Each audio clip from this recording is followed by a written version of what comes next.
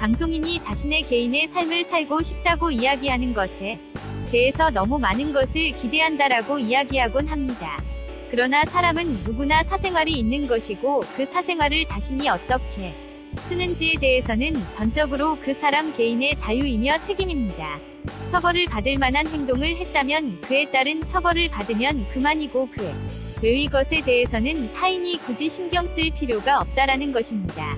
그러나 방송인 혹은 유명인에 대한 대중의 관심은 상상을 초월합니다. 물론 우리나라에서만 일어나는 일은 아닙니다. 해외에서도 그러한 일들은 꾸준히 일어나고 있으며 파파라치와 같은 산업이 발전하게 된 이유도 바로 이 때문입니다. 물론 우리나라는 파파라치가 그렇게 활개를 치지는 않고 있지만 그러나 유수의 언론들이 누군가가 열애설이 나기만 을바라고 있거나 그러한 열애설 혹은 결혼설이 나오게 될 때 자신들이 그 특종을 잡기를 원하고 있습니다. 그래서 올해도 벌써 열애설과 결혼설이 갑작스럽게 등장하게 되는 것이고 말입니다. 공유의 정유미는 결혼설이나 열애설이 이전에도 한 번 있었습니다.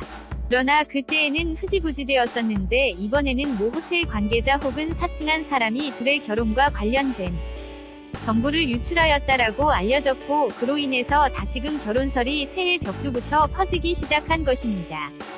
당연히 공유와 정유미는 그러한 일들이 없다라고 확언을 하고 이러한 루머를 퍼뜨린 사람들을 고소하겠다라고 강경하게 선언한 것입니다.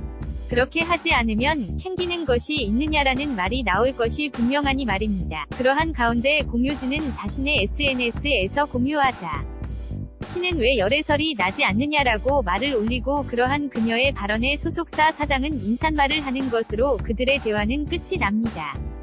공유진이 공유와 친분을 유지한 시간이 꽤 되기 때문에 공유진의 발언은 공유를 이상형으로 꼽는 일부 방송인들의 발언과 다른 뜻으로 해석해야만 합니다. 공유진은 공유든 그 누구든 간에 자신의 사생활을 가지고 있을 자유에 대해서 이야기하고 있는 것입니다. 공유가 정유미와 단순 친분을 유지하면서 만날 수 있고 또 다른 사람과 만날 수 있습니다. 친구로서 아는 사람으로서 만날 수 있다라는 것입니다. 그러나 대중이 혹은 언론이 그들의 만남에 색안경을 끼게 되면 공유는 제대로 된 대인 관계를 맺을 수 없는 상황에 이르게 됩니다. 말 그대로 인맥 자체를 만드는 것을 할 수 없는 지경까지 이르게 된다는 것입니다. 사생활 보호라는 것은 단순히 은밀한 혹은 비밀스러운 부분을 감춘다는 것을 의미하는 것이 아닙니다. 오히려 그것을 넘어서서 대중이 유명인의 일거수일투족에 관심을 가지게 되고 유명인은 자신의 사생활의 모든 것을 대중 앞에서 노출된 채로 생활해야 되는 그 순간 그 사람은 사람으로서 기능하기 힘든 상태에 이르게 되는 것입니다. 그리고 그것은 자칫 한 사람의 삶을 파탄으로 만들게 되는 것이기도 합니다.